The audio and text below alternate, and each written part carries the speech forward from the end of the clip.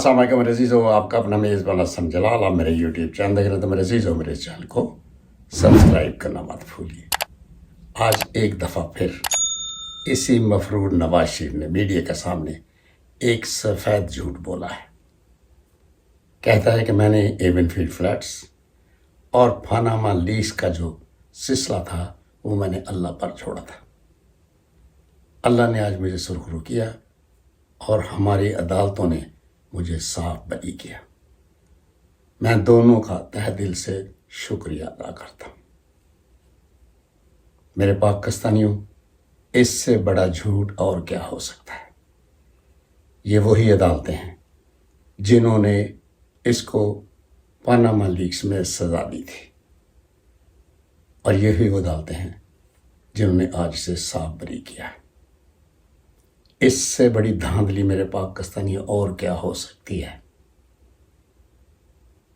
یہ وہ ججز بیٹھے ہوئے ہیں جو اس کے خریدے ہوئے غلام ہیں، جنہیں آپ می لارڈز کے نام سے بھی پکارتے ہیں۔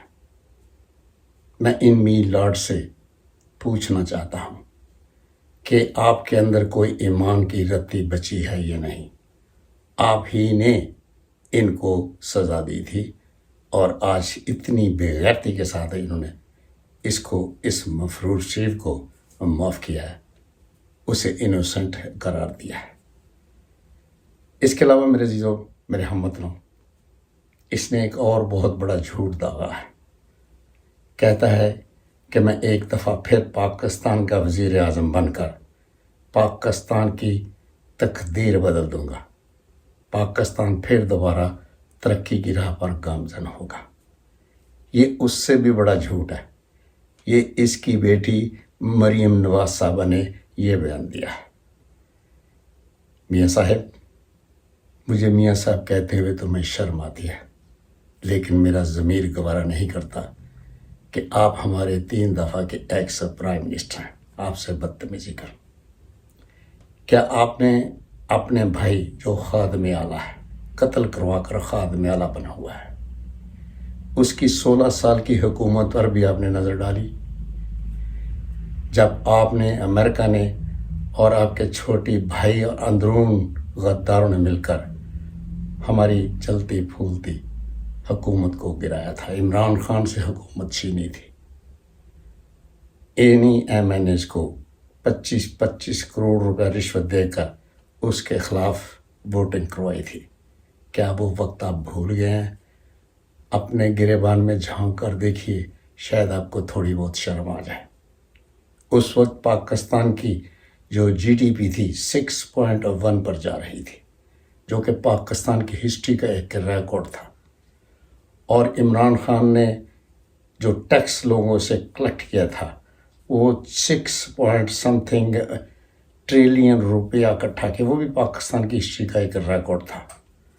اور آپ ٹیکس جو لوگوں سے لے رہے ہیں وہ صرف بجلی کی قیمتیں بڑھا کر اور اشیاء خوردنی کی قیمتیں بڑھا کر، اس وقت جو آپ نے پوزیشن مہنگائی کی پاکستان میں کر رکھی ہے، اس کا ذمہ دار تمہارا بھائی یہ غدار شہباز شریف ہے۔ کیا آپ نے اس سے کبھی پوچھا کہ اس نے پاکستان کی معیشت کا بیڑا غرق کیوں کیا؟ اور بڑی آسانی سے آپ ٹی وی پر بیٹھ کر یہ فرماتے ہیں کہ میری حکومت میں ایک بار پھر پاکستان ترقی کرے گا، مائی فٹ۔ تم مکار ہو اور انشاءاللہ مکار ہی رہو گے۔ یہ کلنک کا ٹیکا آپ کے ماتھے پر لگ چکا ہے۔ دنیا میں جہاں کہیں بھی مسلمان بستے ہیں، آپ کے خلاف جو ان کے دل میں نفرت پیدا ہو چکی ہے نا، شاید آپ مرد دم تک کو کبھی ختم نہیں کر پاؤ گے۔ اب بھی وقت ہے، اپنی قوم سے معافی مانگ لو۔ ادھر ادھر بھاگنے کی بجائے بڑا آسان راستہ ہے، سچ بول دو، اور جو لوٹا ہوا پیسہ ہے نا، سارا نہیں، اتنا پیسہ واپس لے کر آؤ کہ ہماری پاکستانی قوم پر جو قرض ہے اسے اتار دیا جائے۔ آپ کے لیے کوئی مشکل کام نہیں ہے، آپ کے پاس ٹریلین کے حساب سے پیسہ فارن کنٹریز میں پڑا ہوا ہے، آپ کی ذات کو کوئی فرق نہیں پڑے گا، لیکن آپ یہ ایسا کبھی نہیں کریں گے، کیونکہ اللہ تعالیٰ کی ذات کی طرف سے آپ پر قرض ہے کہ آپ نے زندگی میں کوئی اچھا کام کرنا ہی نہیں ہے۔ تو میرے پاکستانی بہنوں اور بھائیوں، اس کے علاوہ ہماری ٹیکسٹائل انڈسٹری 14 سال بعد پھر بوم کر گئی تھی، اور ہماری جو ایکسپورٹ تھی وہ تقریباً $28 بلین ماہانہ تھی، جو گر کر آپ جانتے ہیں کچھ بھی نہیں رہی۔ تو ان کو نہ شرم ہے نہ حیا ہے۔ نواز شریف صاحب، اللہ کا واسطہ ہے، خدا کے لیے سچ بولنا شروع کر دیجئے، اور جو اپنی بیٹی ہے نا تمہاری یہ مریم ڈاکو رانی، اس کو بھی کچھ سمجھائیے کہ خدا کے لیے ہماری پاکستانی قوم پر رحم فرمائے۔ جس محل میں وہ رہ رہی ہے، کیا اس قابل ہیں کہ آپ اس محل میں رہ سکیں؟ وہ بھی آپ نے جو دیواریں بنائی ہیں نا، جو بم پروف دیواریں ہیں، کیوں بم پروف دیواریں بنائی ہیں؟ کیونکہ یہ سارا کا سارا پیسہ ہماری پاکستانی قوم سے لوٹ کر آپ نے لگایا تھا۔ اس زمانے میں آپ نے تقریباً 78 کروڑ روپیہ آپ کی چار دیواری پر لگا تھا۔ اس کے بعد کتنی کرپشن کی ہیں، میرے پاس تو اس کا حساب کتاب ہی نہیں ہے۔ یہ جو جتنی زمین آپ نے ہزاروں کنالز میں خریدی ہوئی ہے، یہ بھی سب چوری کا پیسہ، پاکستان کا لوٹا ہوا پیسہ، گورنمنٹ سے ہیرا پھیریاں فراڈ کر کے آپ نے یہ بنایا ہوا ہے۔ جس طرح آپ نے لنڈن ایون فیلڈ اور دنیا میں جتنی بڑی بڑی عمارتیں بنائی ہیں، آپ کے پاس لنڈن میں چند ایسے ٹاورز ہیں جن کی قیمت بلینز پاؤنڈ ہے۔ 2 ٹاور بھیج دیجئے، ہمارے پاکستان کا قرضہ اتر جائے گا، لیکن آپ ایسا کبھی نہیں کریں گے۔ اگر آپ نے کر دیا تو یاد رکھنا ہماری پاکستانی قوم بڑی معصوم ہے، وہ سب پچھلا حساب تب بھول جائے گی اور آپ کو معاف کر دے گی۔ لیاقت علی خان کو بھی دن دہاڑے لیاقت باغ راولپنڈی میں گولیاں مار کر شہید کر دیا گیا تھا، اور جو پولیس آفیسر جس نے اس کو گولیاں ماری تھی اسے اسی وقت گولیاں مار دیا گیا تھا تاکہ کوئی اس کا سراغ نہ لگا سکے۔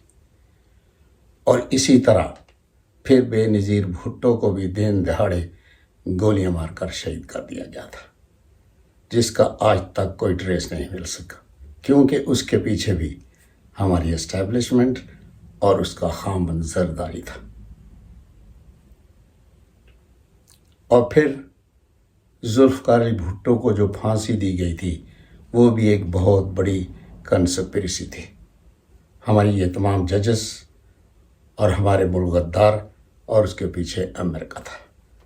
وہ مرتے وقت آخری دم تک یہی کہتا رہا کہ اگر ایک لفظ میں یس کہہ دوں تو میری زندگی بچ سکتی ہے، لیکن وہ انڈر ایسٹیمیٹ کرتا۔ اس کو کیا پتا تھا کہ ہمارے اندرون ملک غدار اس قدر ظالم لوگ ہیں، اور اسے بھی مار دیا گیا تھا، اور بعد میں جسے جوڈیشل مرڈر کا خطاب دیا گیا تھا۔